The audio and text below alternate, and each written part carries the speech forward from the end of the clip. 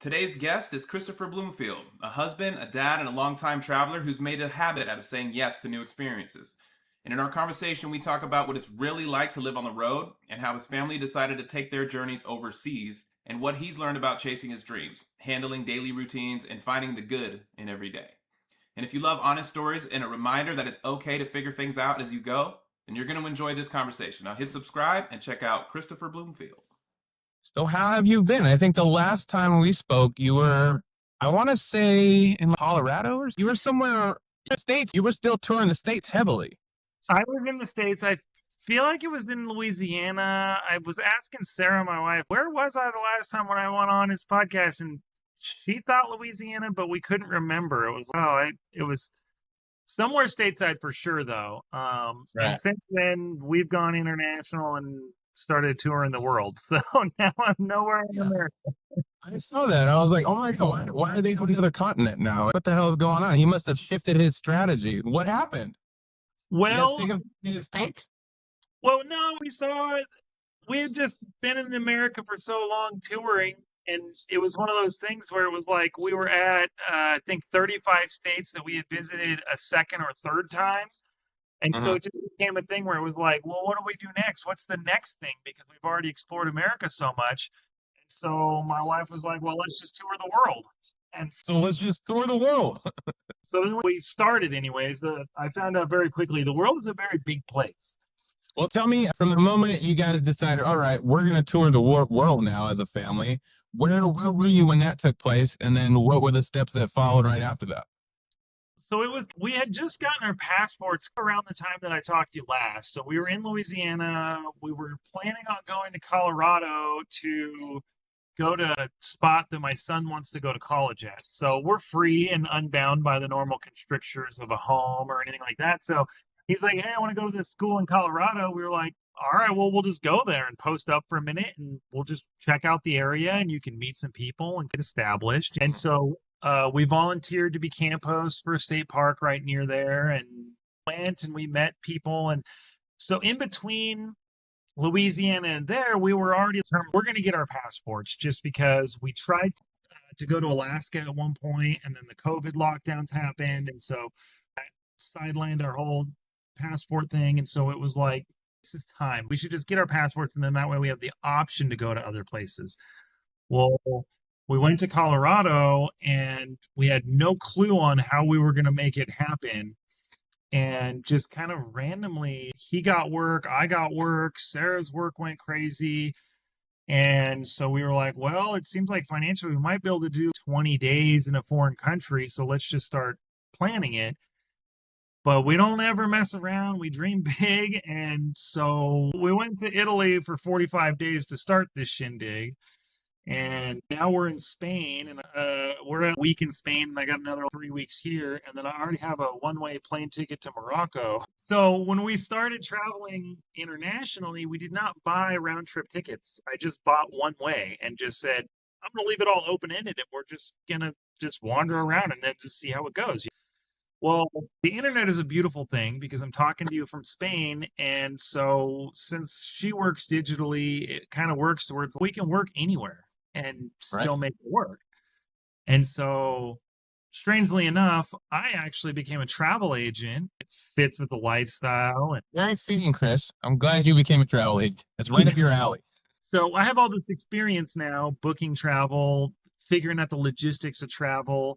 I love travel. It's like our passion. So it makes sense on so many levels. And so randomly I walked into this opportunity and somebody was like, have you thought about being a travel agent? And I was like, well, we have, but I've never done anything about it. And so in the middle of exploring Italy and editing my book to come out and doing the homeschooling stuff with the kids and making food and all that stuff, I also threw on my plate, let's just become a travel agent and did. I thought it was an intense travel agent education thing, because I did it in 2 weeks and I found out later it's supposed to be a 3-month course. And I just literally just did it in 2 weeks and just nonstop education while also still exploring and doing stuff.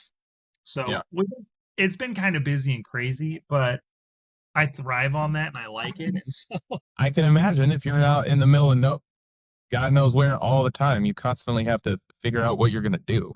how you're going to spend that time, right? And the needs come up. Money is definitely a need. So I'm always curious about that. Apparently, your wife is doing well online, doing her job, right? So she's worked as a writer online, writing for car companies, and just she's written financial stuff, real estate stuff. And we like Content the creator. No, she's not a content creator necessarily. She's a writer. She does it Okay. freelance. So technically she's making content, but she's not. We have a website. She writes for our website. The website pays for itself, but it's not enough to pay all the bills and everything like that. So she What is writes. the website? Let's talk about it. Let's get you guys some more money, man. Our website is statebystate.net. And that's a travel website. And we originally started it to talk about our travels, but then it changed over the years to now where we just more write about places and how to travel and stuff like that. And so Is it a blog type article thing? not anymore. It started out that way. It was like, hey, this is a way for family to keep track of us. But it's changed over the years to now it's more like, hey, this is Wichita. Here's stuff to do in the area. So we try and more write it to be informational and to help people. It's still us because I usually use pictures of us or pictures of our travel. And we still do stuff from the perspective of what families would like to do to travel in the area or whatever. And sometimes it is lifestyle. Here's about the lifestyle of traveling all the time. But a lot of times it's more like what to do in an area, but we use our firsthand knowledge. So it's very handy because if we're talking about Wichita, we're talking about the stuff that we did. So Right. we went there. Actual experience. And we went there and we did a whole bunch of these things. And these were the things that were actually cool stuff that you should do if you're there. And that's a lot different than a lot of people who are on the internet because they just research on the internet stuff to do and then they post it up. So it's like, I don't know, it's this great re-almagation thing that happens on the internet where it's like somebody writes an article about this and then it's like 500 other people are writing articles, but they're all just using that original article or other articles to hash together their own little thing. Here's my take on it, but it's like nobody's actually going and doing this stuff. So that's one of the things with our website is we pretty much only talk about stuff that we've done. And Nice. so That's like content doubling. I do that a lot. You could probably take some from this. I'll write a newsletter or an article, and then I'll make a video about that article and put it out. So it kind of doubles up what I wrote. That might be something to explore for the blog. And we made videos out of all of them, just reading what you wrote. Educational stuff is very big in the algorithm, teaching people something, giving them information. That would be really sweet. That's an idea. I like that. And I used to have to drive traffic to the website. Granted, I just plugged it. Oh, statebystate.net. That's plugging it. There's a whole promotional thing. But I used to have to actively drive people to the website. And I stopped doing that like 2 years ago. The website has over 100 articles. It just gets hits on Google. I don't have to drive traffic. People just go to it, which is pretty cool. Awesome. But and I think part of that is because we don't write low quality content. So when my wife wrote an article about Juneau, it was a very insightful article for people who want to visit Juneau because we literally we flew to Juneau and we did a whole bunch of stuff in Juneau and are very honest about this is the cool thing, this is the We tend to focus on the positive because we are positive minded people. And so we tend to just, if something is horrible, just not mention it. But if we recommend stuff, it's because we actually liked it and we did it. Yeah, you're not being paid by anyone, right? No, literally we have a little bit of stuff where we make money through the website with various things because you have to try to pay for stuff and websites are expensive. But no, I don't have any sort of sponsor or anybody who's like, hey, you should sell our thing. We don't sell product. Now that I'm a travel agent, hey, if you want to book travel, you should use me as a travel agent. But I'm, once again, 100% honest with people when I'm a travel agent. I had a guy who wanted to go to Orlando and he was like, can you get me a better deal for these certain tickets? And saved him a bunch of money on a car. I saved him money on a hotel, but on the tickets, I was like, well, I can book them for you if you want, but literally I'm not going to be able to save you money. That's just that particular product they have locked up pretty well. And I'm just like, I can book it for you, but it's literally going to be the same price as if you go on and book it. And he was like, wow, you're very honest about it. And I'm like, well, I'm just an honest person. I always am. Like, I don't ever lie about it. Drives my wife crazy because sometimes I say stuff and she's like, I don't know if you should just be telling people that. But I'm like, I can't help it. I'm just always honest because if you're I get the same thing a lot. Why did you say that? Well, it was true. Maybe I should withhold more information, but I have no problem with telling the truth as well. Maybe that's why we get along so well because we're both similar. Perhaps. But yeah, But so you mentioned that you guys went to Colorado for your son to look at college. mhm. You guys just drop him off and then bounce to Italy? No, so we were there. We volunteered for a couple months at the state park, and then he got this job with this guy, and he was planning on just staying there, which I Mhm. don't think his boss was very happy because then over the summer, I think he kind of realized, hey, it sounds so great when you're 18. Hey, I'm a man now, and I'm going to move out on my own, and I'm going to be my own guy. And then he was like, man, I got to go to work every day. I got to pay bills. I got to buy Reality food. set in. Wait a minute. And he's like, wait a second, you guys are going to Italy, and he speaks Italian and had studied Italian and Latin for his schooling. And he was like, and then he goes through the classes and he's going to be a gunsmith. So he goes to the classes and he's like, I'm the only young guy in the class, Dad. And I'm like, really? And he's like, apparently it's like an older guy thing because every other student is in their 30s, 40s, 50s, 60s. He's like, I'm 18 and doing this, and I'm the only young guy in the class. And I was like, does that upset you? And he's like, no, I don't care, but it's made me realize I don't have to immediately go and do this necessarily. This college will be here later. So my wife was super happy. Hey, Miles decides to come with us to Italy. His boss Yeah. wasn't as happy because he was like, you're a good worker and you kick butt. And So sad. I got places to see, my man. it's one of those things where it's like, do I want to stay and work and do this job or do I want to go to Italy? And it's an easier thing to pick, right? Who doesn't want to explore another country? Right. I do understand that need as a young man when you're kind of, I want to get out there and do things on my own type deal. But also, it sounds like he's mature enough to know, like, this, unless I make this happen for myself, I may never tour the world again. I'm experiencing a once in a lifetime opportunity that most people really don't get to see. I think Yeah. that's beautiful. That's why I love following your story. I love your family dynamic and what you guys are doing. Well, yeah, because he's 18, so it's not like I haven't told any of my kids what they should do with their lives ever. Mhm. My parents told me, hey, when I was younger, I wanted to drive a cement truck. And this is a Okay. true story. Like, I wanted to drive a cement truck. I just really liked them. I thought the cement trucks were cool. And my mom dissuaded me. She spent all this time and effort telling me I shouldn't do it. And it's like, I realized later in life, I was like, well, first off, I was young enough that I probably would have changed what I wanted to do anyways. And second off, she dissuaded me from that. Cement truck drivers make good money. It's a good profession. It's always in high demand.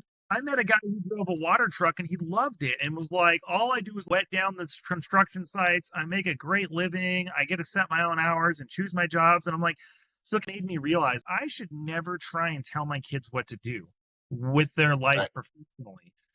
And so their whole life, I've always just told them, just do things that make you happy. Try and be a good person. Be honest. I've told them stuff like that. Have morals, have principles, stand up for yourself. Things like that, I'll tell them, hey, you should probably do this. Profession-wise, I have never said, hey, you should do this for a living. I Yeah. do tell them, hey, this has future potential. Hey, this, not so much. When my son was into programming, I told him there'll be a need for programming for a long time if you Oh, get yeah. into computer programming. So it's let them pick what they choose to study, and it's also let them grow themselves. So when Miles was turning 18, it was like, dude, you can do whatever you want. You're 18 now. You're legally an adult. You can move out whenever you want, but you're free to stay with us. But if you want advice, we'll still help you. We'll still do stuff. And so I think that because of that, it's allowed him to mature a little bit faster than some other kids to where he is really a mature 18-year-old at this point. And he's making these decisions with consciousness about it. When he decided to come with us to Italy, he had a discussion with me. It was like, what's going to happen with my boss? What long term will happen with this job that I have here that I've done? What will happen if I delay going to college? And we had to have this whole series of very adult conversations that were like, dude, that boss might never hire you again. You have to be willing to understand that and live with the consequences and deal with it. And I think that is just different than a lot of 18-year-olds get from their parents because it's like they get told, no, do this. And I never tell them. I was told, no, you got to go to work. You're calling in sick. You got to be there. You got to show up. All that stuff. I wasn't encouraged to be, well, if you don't like that, then let's find something else. But you can't leave until you find something else or something like that would have been a little better, I think. Right, because I told him there's consequences. So if you leave this job, he gave the guy 3 or 4 weeks notice. As soon Oh, as he's he made the fine. decision, Yeah. and the guy was at first like, well, I don't know if I'm going to hire you back, but then later had to admit to Miles, well, you're the best worker that I've ever had. Period. Hands down, you're the best worker. So I told Miles, well, he told you that. That's a clue right there. He'll hire you back. That means that he will hire you back if he has work. Yep. Trying to hustle you to stay because he needs you. Right. So, and that was actually that warmed my heart as a dad because I was like, obviously I've taught my kids good work ethics, and but we did have to have that discussion. If you make this choice to come with us, that might happen. If you put off college, it could mess this up. It could mess that up. But you have to make these choices. He's got to do some of the footwork for the college. We're not filling out the paperwork for him. No, you have to do that, dude. That's part of the experience, part of the learning part. You have to learn how to do these things on your own. And so he's made the decision to travel with us to Italy. And then obviously he was like, well, I'll stick with you to Spain. And then I was like, well, now I need to know because I'm going to go to Morocco. Do I need to get you a flight back or no, I'll go with you to Morocco. He's gonna be there the whole time. Why wouldn't you? As a young kid, you get to travel the world, man. That's so great. I would just not go to college until you guys were sick of traveling. I don't think that we'll ever get sick of traveling though, because we're at 10 Are we gonna years. be doing this in 15 years, Chris? I have no idea, sir. We were planning for 1 year. 1 year is what our plan was. Oh, we'll go explore America for 1 year. How long have you been out now? Of full-time travel? There's a debate in our family about that because when I tell people 10 years, they go, well, no, because it depends on what exactly you mean. We're at 9 years and I want to say 3 or 4 months of travel. But that's 9 full years. So we're in year 10 of traveling, but it depends on how you compute all the info or whatever. But we're All at, 10 years. that's what I say. Come on, that's 9 years of travel. But we're at technically 9 years and 3 months and some weeks or something like that. But Some change. Who cares? Long Exactly. time. now this is different because now we're traveling internationally and we live out of not suitcases because I figured out from going to Hawaii, I learned a lot of stuff going to Hawaii. I learned about how to pick vacation rentals, the difference between a vacation rental and a hotel. I learned how to rent a car and agreements with car companies. I learned about suitcases and how living out of a suitcase is different than having your own trailer and having your own space. And so I brought some stuff to Hawaii that I laugh about. I brought tools and like we had this whole suitcase filled with stuff and we got back and I'm unpacking it going, I did not need nearly as much as I thought. We brought way more clothes than we needed.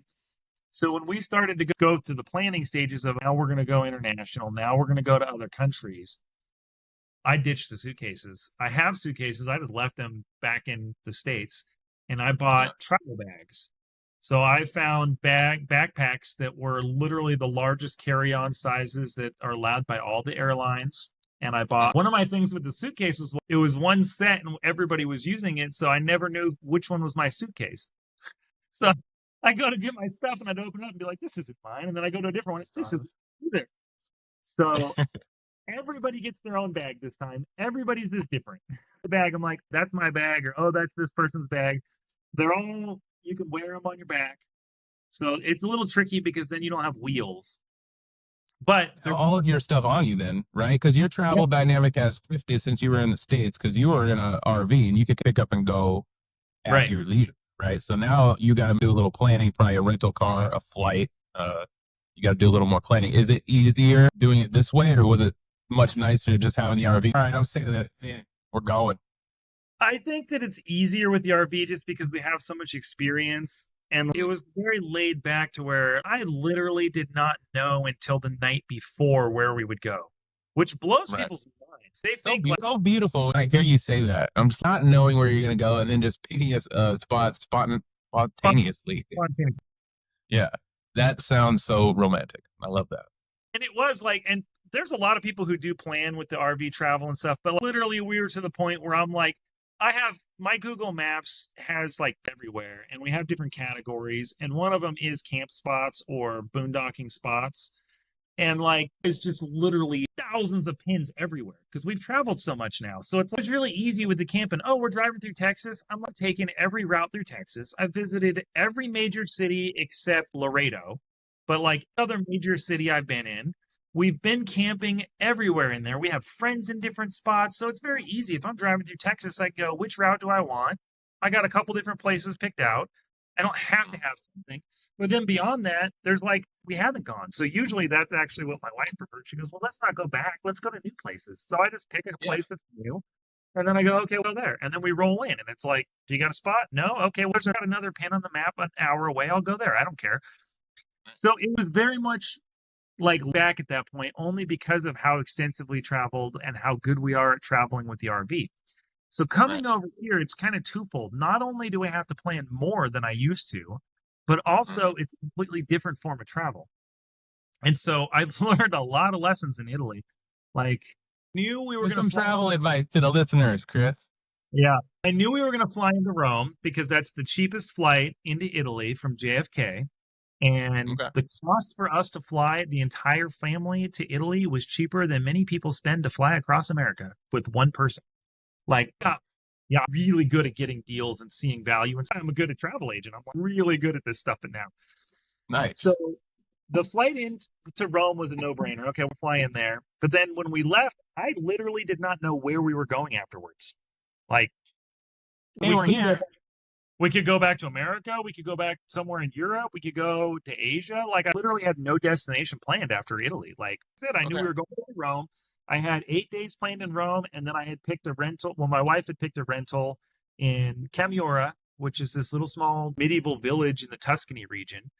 And so she picked it because of reasons, mostly just because of gut feeling. Like, looked at hundreds of rentals, and that was the one that she was like, I don't know, I have a feeling. And then she showed it to me, and I went, I don't know why, but I have a feeling. And she goes, did you just say that? Like, crazy, because that's why I picked it. And I was like, let's go with it then.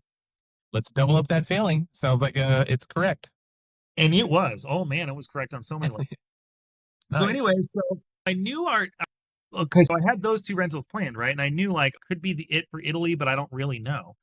So then after a couple weeks, it was like, no, let's go to Parma for a couple nights. Let's go to Genoa. Yeah, I did a little bit.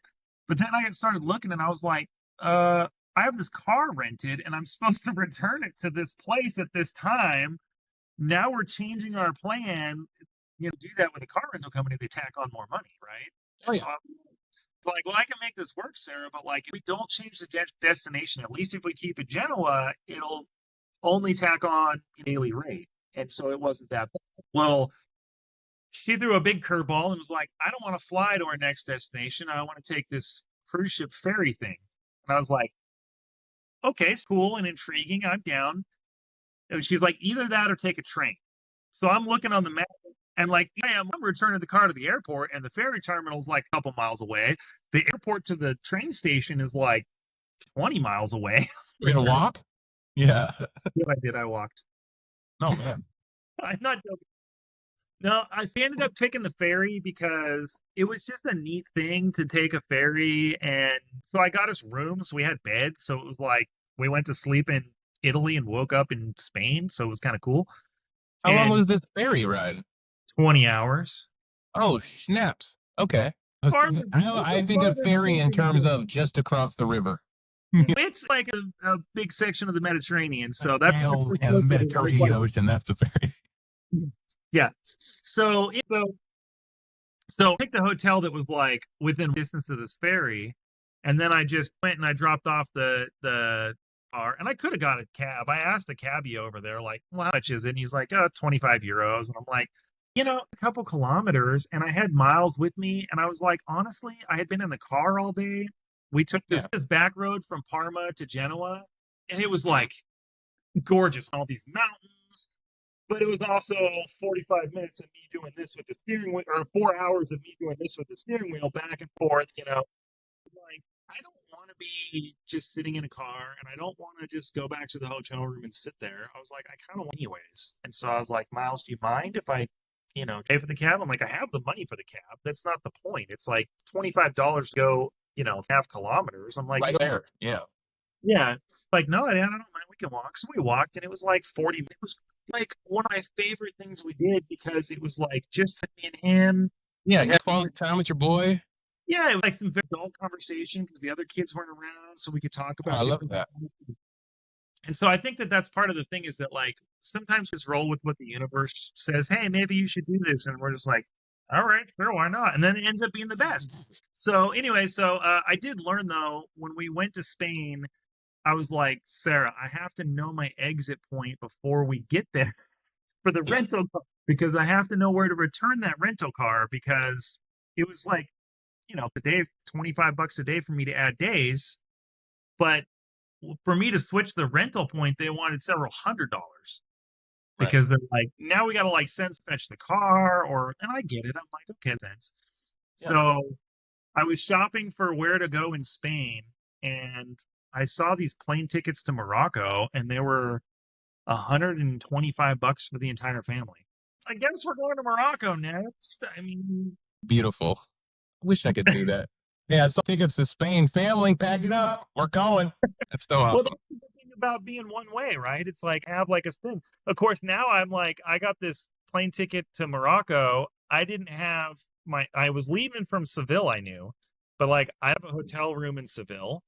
So I have like a bottle like 3 days right now to where it's like I'm this rental and then I have a plane, but it's in a couple days. So I'm literally have like a blank spot. And that might drive some people crazy. Like, oh, Yeah. how could you not know, right?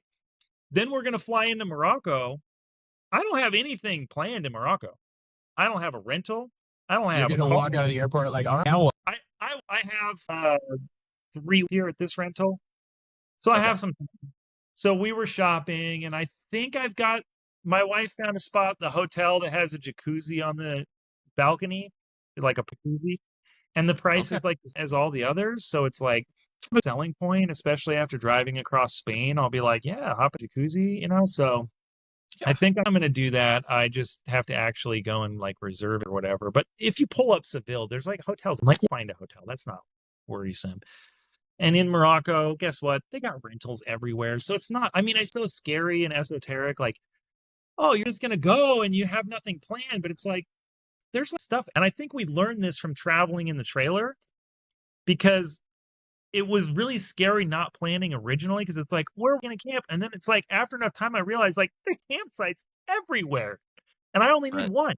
I bet your entire family has adapted a skill at life that you can keep yourself busy or content in most settings more better than most people would. Just because you're consistently in new places and you're kind of like, what do we do? And then you find stuff to do. Some people go and just like not anything. Like now, let's go sit in the hotel. You guys are Well, like, oh, you're probably like, all right. What do you want? I want to go see the tower. I want to go see the church. Well, I want to go see this. Like, yeah, and we just wonder about life. I don't know.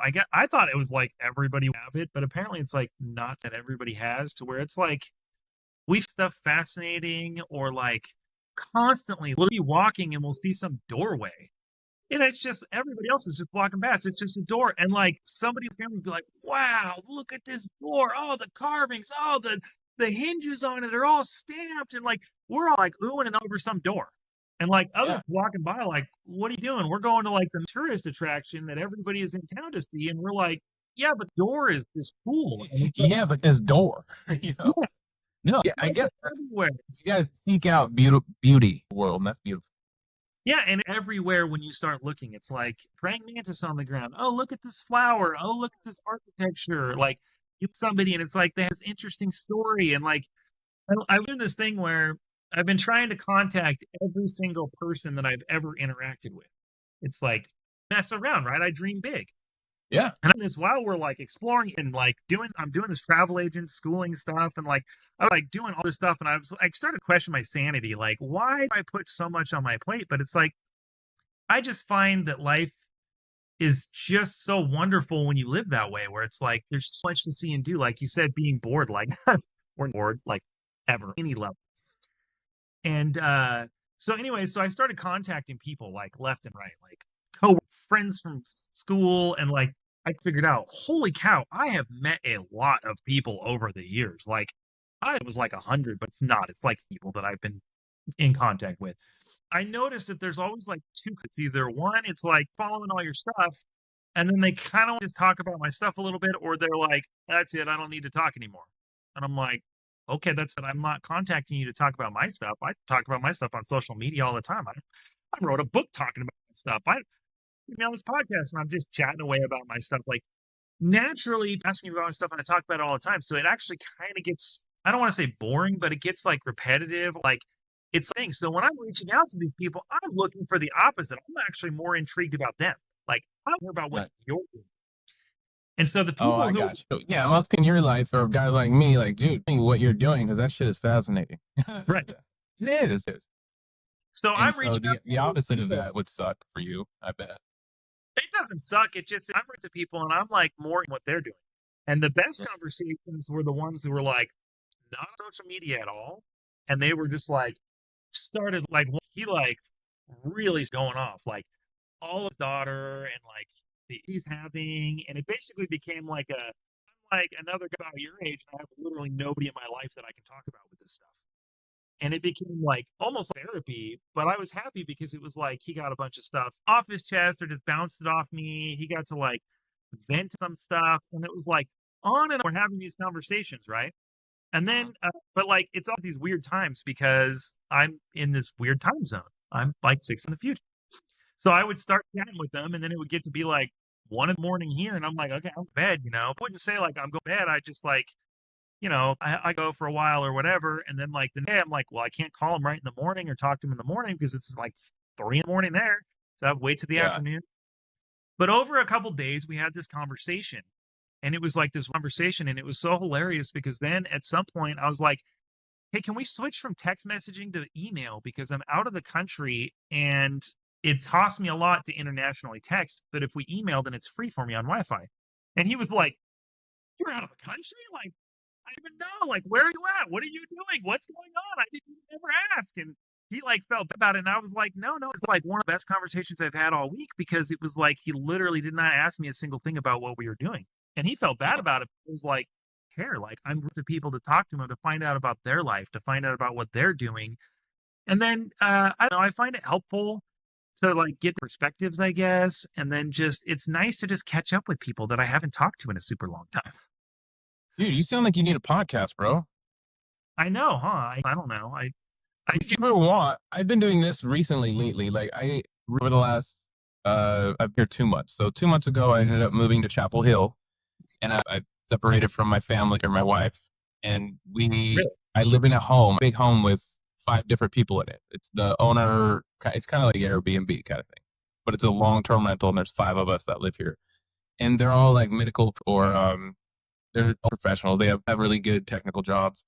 And so what I've been doing, what I've really loved about being in this house is just being able to have an intelligent conversation on a variety of topics, just right. having intelligent conversations. And so we've had so many that I started recording them. I just pop up the camera in the living room, like, all right, let's chat. Let's talk about this and record it. Because it's a lot of fun to me just to use my brain and my voice and, you know, to address problems with someone. So if you ever want to just hop on and dive deep on a topic and just have an intelligent conversation about it, I would love to do that and record Nice. it. Like if you're thinking of a crazy topic, like, yo, this is a bit heavily on my mind, let's listen about it. I would love that. Yeah, Anytime. and I'm totally down because like obviously talking a lot about travel, it always ends up being with travel just because we do live this weird, crazy lifestyle and like it's because a lot of times I'm not actually specifically setting out to talk about travel. I'm like about whatever. And like I have this dynamic with my family, like my wife about just random stuff. I talked about the psychology of social media I think it was last night or the night before. We had this great discussion just about social media and how it influences people. And it was till like 1:30 in the morning. And then I was like, we got to go to bed because I want to like get at work in the morning and do my routine and then still go and explore. And she was like, oh yeah, but we had an interesting dynamic between the two of us with the social media because she's not on social media at all. Like Zero? zero, dude. Zero. Huh. So That handicap in her skills as far as social media with that? no, because she ran. So she for our articles for website and done all kinds of stuff. She writes professionally for all these people. She's on like talking to coworkers and stuff sometimes. So she still has like social people, but it's all like work typically. She ran our Instagram account for maybe 2 years or 3 years. And she grew it to where she was over the 1,000 mark and she was pretty good at it or whatever. And she's stuff like that. She's very She's good a at writer. How come she's not on Substack monetized? If she's writing articles all the time, publish those on Substack. she could charge people just to follow her. She could charge people for articles, or they would just pay her eventually. If she's writing that much content, just also post it on Substack. Well, she can't Yes. write. So she works for a couple clients now, and so they buy her content, and so she can't publish that content on. I mean, she published some of the other stuff that she writes for us or for Stuff different. writing or any of your travel blog stuff, that would be a fascinating Substack channel, and I would follow that. I bet tons of people would follow that. That's fascinating. Substack, great media platform for writers. Okay, well, I'll talk to her about that because look up, man. A new income out for you guys. Okay. I think the part of the thing is that she doesn't like about social media is because when she's on social media a lot, then when you talk to them, it's always just like a reference of like, yeah, social media. And that ends the conversation. Right. And so that frustrates her. And it's kind of a thing between us that we have to talk about sometimes because I'm on social media a lot because I promote our stuff that we do and like, but not only that, but I took a break from social media because I told her I would at one point for 9 months or a year. And then when we went to Alaska, I was like, well, I have to post about this because all these people were following on our adventure and they were like, the whole goal was to see every state. And we had just Alaska and Hawaii left. And so I felt like kind of to do this just for the people who followed along for so long, like that were kind of probably wondering, like, what happened to these people? They fell off the face of the earth. Absolutely. But we didn't change anything about our lifestyle. We were doing the exact same thing. We're going to the national parks. We're going to museums. We're just living our life.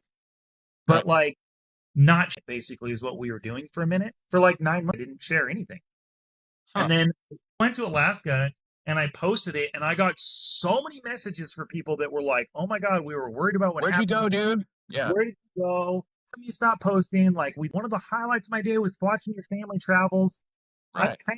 I'm on my Facebook feed, especially. I'm slightly philosophical with my posting, and I try and like inspire people or like help them with their dreams. Like, I'm willing to help anybody in life ever for anything, for reason, whatever we're at. That's like my thing.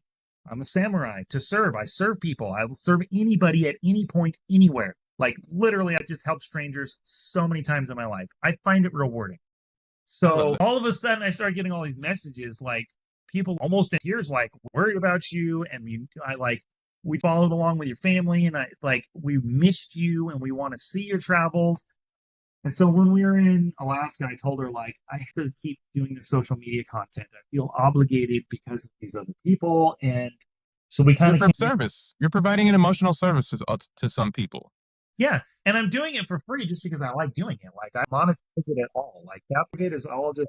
So anyway, so I told her, well, I have to at least do Alaska and Hawaii. And so then we went to Alaska for a minute. Then we went to Hawaii for like 3 months, and I posted about it. And I don't know, when we got back, I just told her, like, I'll be back. I won't do as much. And I limited my social media time to about an hour a day.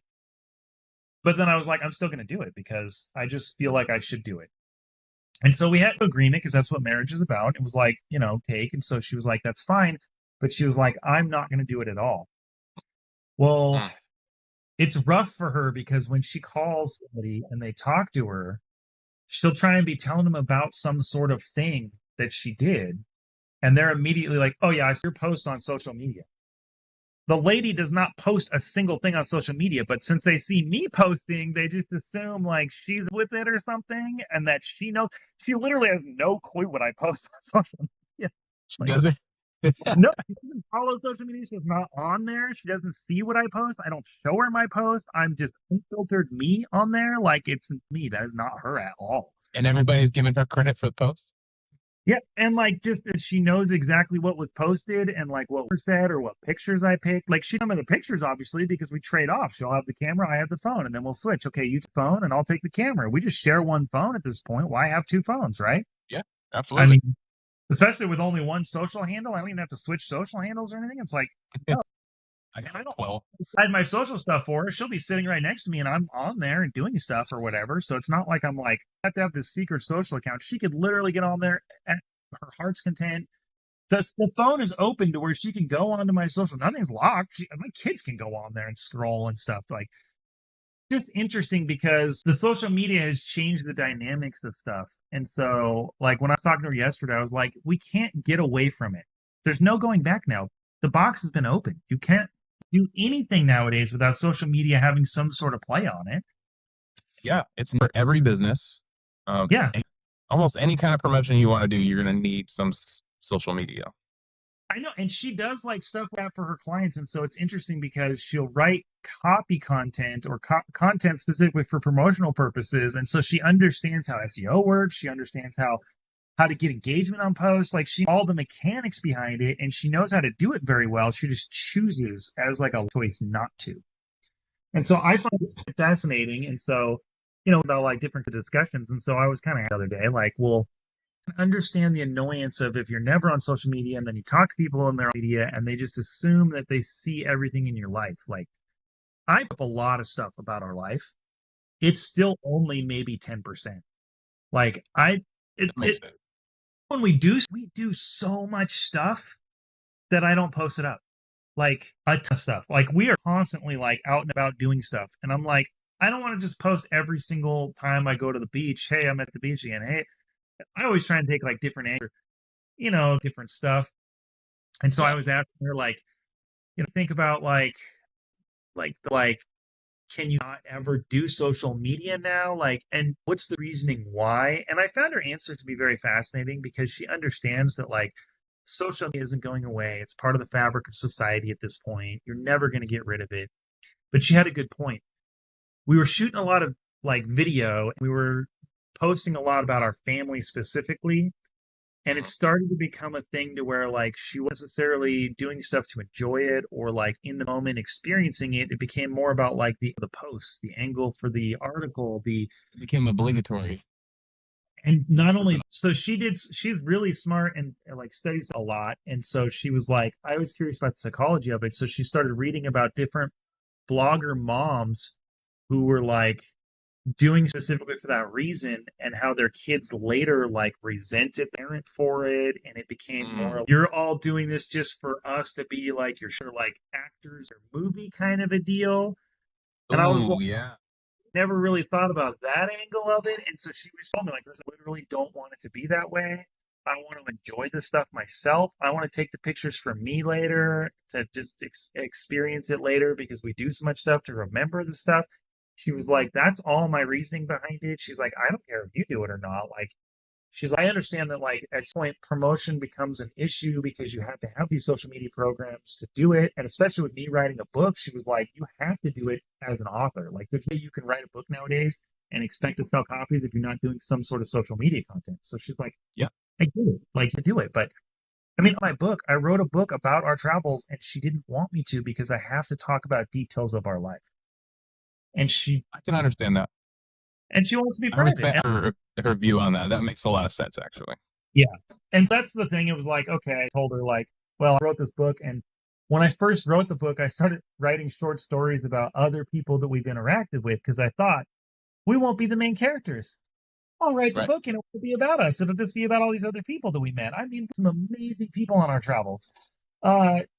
It worked that way. You end up being the main character whether you wanted to or not, because you're the cohesive thread for all the stories. You're the thing that like is yeah, exactly, constant. So I figured out, no, you're just gonna have to deal with it. So the forward to the book, I'll literally talk about like this is a book my wife doesn't want me to write, but I'm gonna write it anyways. And I actually read today the story about us going to Alaska, and that was the moment that I decided to write the book because all those people saying that about social media, I was like, I feel like it's selfish for me not to share these stories, to not share the window into our life. I see that perspective a lot, and I admire that. So it's kind of a give or take, and so I don't know. She hasn't read the book. I haven't let her see it. Is it out yet? No, I'm on the final, and I have 3 stories left. There's 24 stories because I figure out a way to write it from start to end because the 24 stories are maybe a third or a quarter of all the stories that are things that have happened on our travel. I mean, party members get catch on fire and we've had crazy stuff happen, right? Like a lot of it because we live life at like this pace compared to most people where we're doing stuff all the time. Yeah, your is inconsistency, kind of. As you go. And we with whatever. So when somebody says like this this place, he's only Spanish and I speak very little Spanish, but we had this conversation when we got here and he was trying to tell us like oh, this area, you have to go to this place.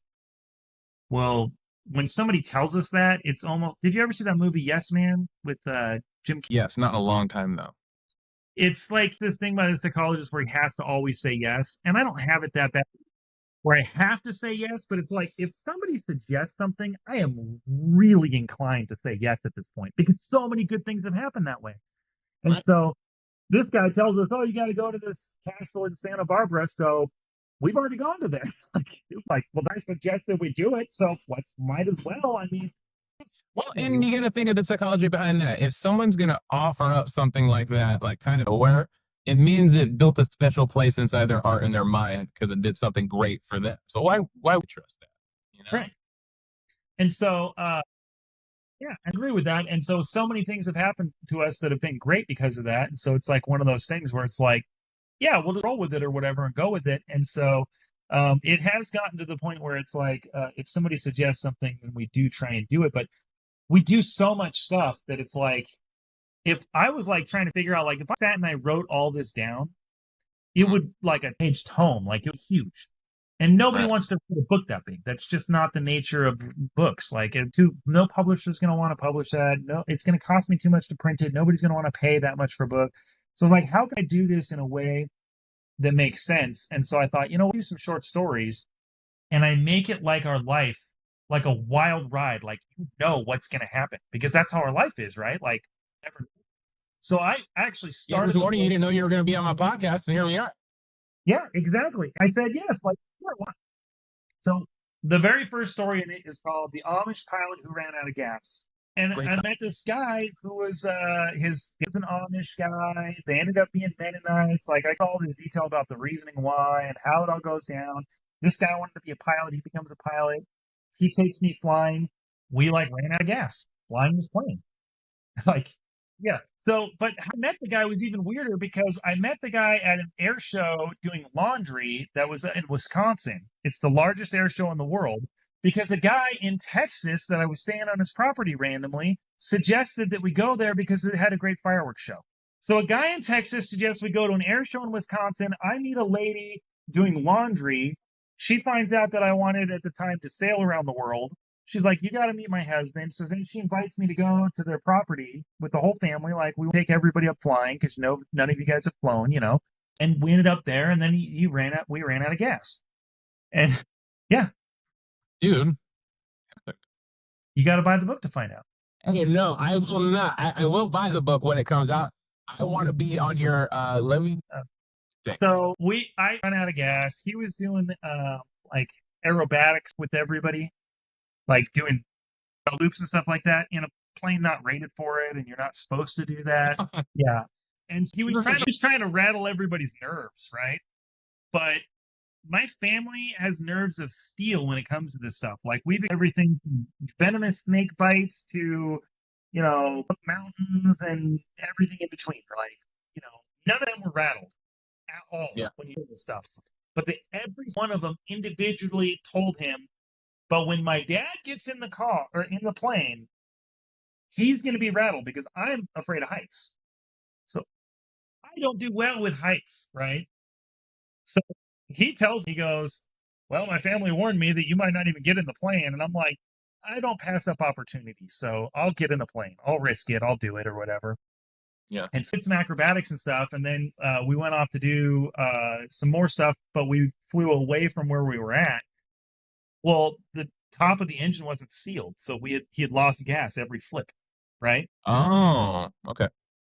So he goes, oh, I think we might be out of gas. And I'm like, are you still just trying to rattle my cage? Like he's like, telling me that in an airplane, bro? You keep that to yourself.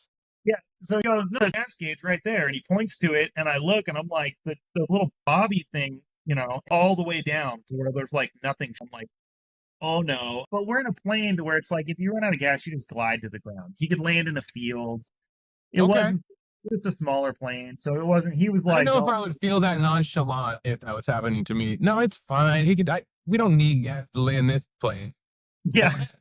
What do you mean, dude? No, we landed. It was fine or whatever. But I chose to start with that story because it is a roller coaster because it starts down here, it goes up there, it goes over here. Like, it's got a couple different characters in it, and it's like it does show like a window of our life of like the to it all. Like I know how we met these people, like, and this whole thing unfolded, and like now, like my friend, like I go and stay on this property if I wanted right now. Like he let us stay. You have a million of those, Chris, don't you? Bunch of contacts all over the country that you could probably call in a pinch. I don't have a million, but I do have a long list. And I have a lot Yeah. of people that I just randomly send pictures to occasionally, or I'll just chat them up. Hey, what are you doing? You know, they'll be a message every once in a while, like, family doing? What are you up to? You know, I thought it would be fun to start that way, but then I talked to a bunch of different people, and some people were like, maybe you should start the book with a little context of like who you are and like where you guys can do some of this stuff. So I dialed it back a little bit. That's the second story now. I went, Okay. the first story is more just like us hitting the road. It's kind of more the background of what led us to want to hit the road. How did the starting travel thing begin? You Yeah. know, and all the way through but every single chapter is a different point in our travel. So it is a bit of a roller coaster still, because it's like, okay, start with year 1, but then we're going to hop to year 6, and then I'm going to hop back to year 2, and then we're going to go to year 7, and then we're going to go to year 5. And I designed it that way. Like it's to be, it has like a plot arc. Like I'm a serious author. This isn't my first book. Like it's a serious plot arc. It has a very definite beginning, middle, and end, but it does have a wild feel to it where it's like you never really know what's going to happen because we don't know what's going to happen. Right. You're sitting on a bestseller, dude. Maybe, I hope. I mean, my wife, I'm going to be a best-selling author one day. I just don't know which book it'll be. So, Chris, I 100% believe that you will, just because of the person that you are. You strike me as someone that says something and does what he says. that's very true. I am that way. Like I Know you that well, but that's what you strike me as. Yeah. And just following you for the last year or two has been awesome. well, it's I mean, no, I'm within 2 months or 3 months I'll be done all the way with the book. Like I'm literally finished editing the book in less than a week. Okay. But then I have to do formatting. I got to do. I'm just now asking people like if I should do a deluxe version with pictures. We've taken 750,000 pictures. Dude, you should release 2 different versions of it. Release your regular version and do one with the pictures. I think that would add your stories that you're telling. I think that's the way I'm going to do it, only because to go through 750,000 pictures is going to take me a minute. It's going to take a while to Right. like go and stuff. Probably release the original book, and then I'll do a deluxe version. And then I have, oh my gosh, dude, I have 8 other books already plotted out and ready to go, and some of them written. I have 1 sci-fi written, and then 4 others ready to go. And then I have a how to follow or how to make your dreams a reality type book, like a self-help book, because I want to pay it forward. I'm like at the point now where I'm like, okay, I have to live my dreams for 10 years. My mission now is literally to help somebody else achieve their dream. Nice. And it's weird to me because I put this offer out all the time, and I'm like, all the time, I'm like, people like with. It's weird how like it's to find somebody who wants to dream and wants to go after it. It's like been a on my podcast for like the year. I have our own podcast, but we kind of don't. It's very difficult for him to motivate himself to come to do it. That sentiment, not just with him, has been so many people that I come across in this life. They're just like, they're stuck at this place. Like they say they want more, but they're having trouble taking that step into whatever it is.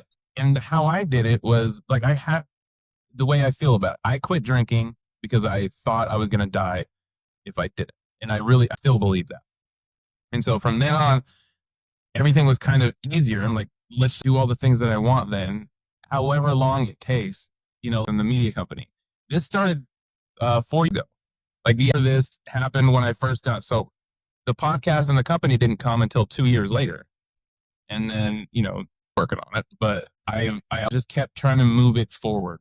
Like write it down and put time to it every day. Even if it's 5 minutes, 3 minutes, write something down, pray, make one plan for that thing, whatever it is.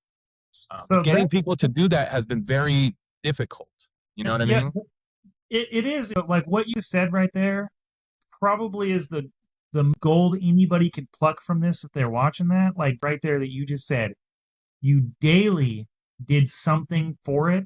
And really that's the key. Like everybody's all like, oh, how do you like it's daily habits. Like every day we Hmm. do something towards our dreams Yep. every day. And No sometimes it matter is how small small it things. is. Yeah.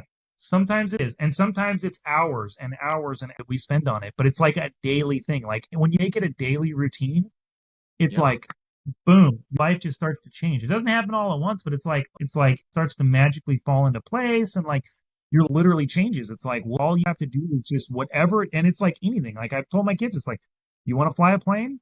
Chase it every day. If you chase Start now. anything every day, you will eventually achieve it. Like it's Crazy how that works. And I kind of was because I knew that I was an alcoholic, an addict. So that tells me that my habits were wrong.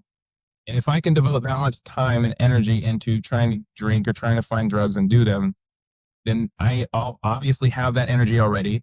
Now let's decide the things that I actually want and put that energy that I was putting there into all this. Now it's a double-edged sword. Like I go to the gym way too much and I work out too much. I know that. I have a problem stopping. So like it's a better habit and it's more healthy for me to be addicted to going to the gym than it is to smoke crack or drink. I just reallocated my habits into good things. well, and I'm, there is a thing about moderation though. I've told my kids this, like moderation's the key and stuff. Like you can do anything too much. If you do it too yeah, much, then it can be detrimental. So you have to be self-aware of stuff like that, and you do have to know when to limit behavior because like if I spend every single day researching travel for 6 hours or helping travel clients or doing only travel related stuff, well then now I'm not going to experience my kids. Now I'm not going to experience my wife. Now I'm not going to go out and experience these places that I'm at. So you do have to right, find that like balance of like, okay, the thing is just at least doing some little small activity every day towards it. Like it's right.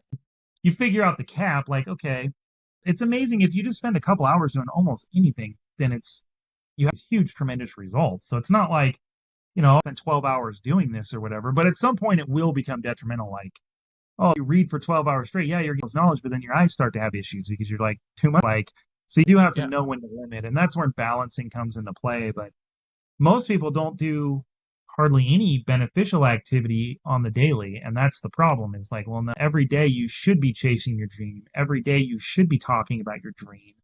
And if you Right. do that, then your dream becomes a reality. It's like a That's how manifestation works. You have to keep it as part of your own internal dialogue.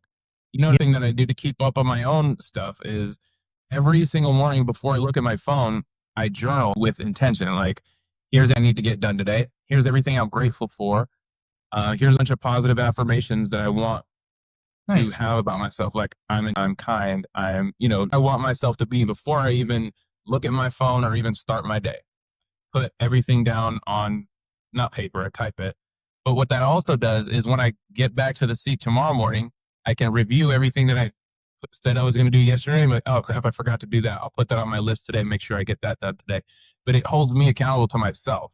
You know what I mean? I always have a checklist, and if I forget, I can look back at yesterday and be, oh crap, make sure I don't miss anything. And So that has been so helpful. I do a similar thing, but it's a little bit more esoteric, I guess. I started doing this thing where there's a Japanese scientist, I can't remember his name, but he studied water crystals and how they actually will take or like if you speak negatively into a water crystal, it fragments it. If you speak positively, it'll keep the crystals. So I saw a study like that.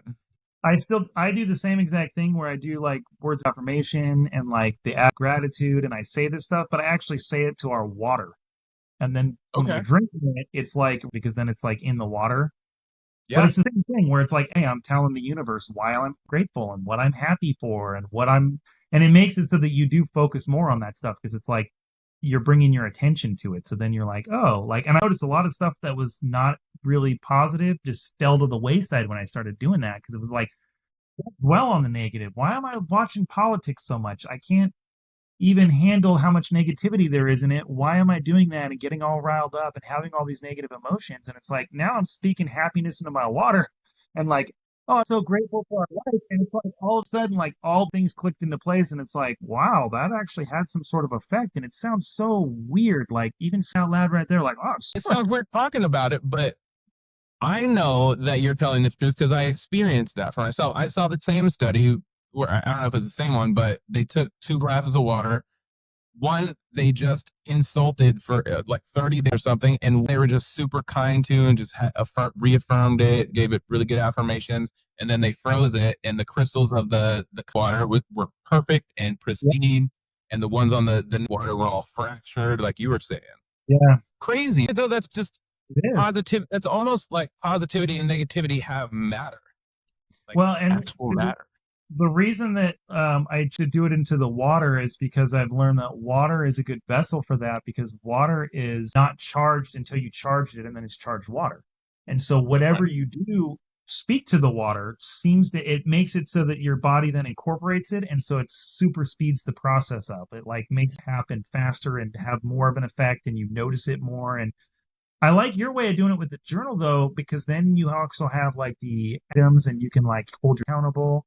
So I do a similar thing to with one of my mentors. I do a check-in and I send like what I accomplished today, and this is, what I did that I'm proud of, and this is what I wanted to do but didn't get done. And so then there's some accountability.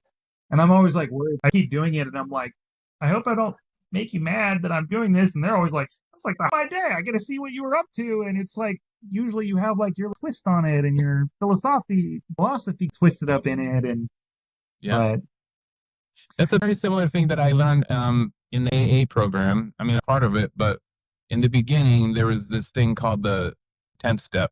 And it's like that you do at the end of the night, or a check in with yourself. Like, was honest with everyone today? Was I kind to everyone today? What could I have done better today? Just, self check in. You kind of every interaction you had throughout the day, like, yeah, I've done that better. I'm going to call him tomorrow and apologize because that was messed up. The accountability check on yourself. that's so Trying to funny. do that. I do that like all the time myself anyways. After like out off the podcast here, then I'm going to be thinking, did I say the right things? What did I say? And I'll like review it. I guess I'm analytical like that. Like, so, like get off the phone with somebody later, I'll be thinking about it. Or if I had an interaction, I'll be like, what could I have done that was better? How could I have handled that better? Or how could I improve the next time I communicate with someone? And I think that if you just continually try and self-improve, it just naturally like works. I guess. I don't know. Yeah. Have you ever heard of the 5-second rule? The what? 5-second rule. Have you read that? That was a self-help book that I read when I first got sober. But the whole concept is super simple. And the one that wrote it was experiencing one of those times in life where she was divorced and lost her job, didn't know where to go, didn't know what to do, and having trouble getting herself to do stuff. And she came up with this concept called the 5-second rule, that she just counts down from 5 and then does it. You used a similar thing in the movie Meet the Millers when he's talking about kissing a girl and he's just like, I just count to 3 and I go for it. So that's kind of a similar concept. Like whenever I'm facing something that I know I'm going to do, I know I should do, but I'm having trepidation or anxiety around it, I kind of use that concept as whatever, 5, 4, 3, 2, or in whatever it is, Do that now, going up on high stuff, because the heights is that's a great concept.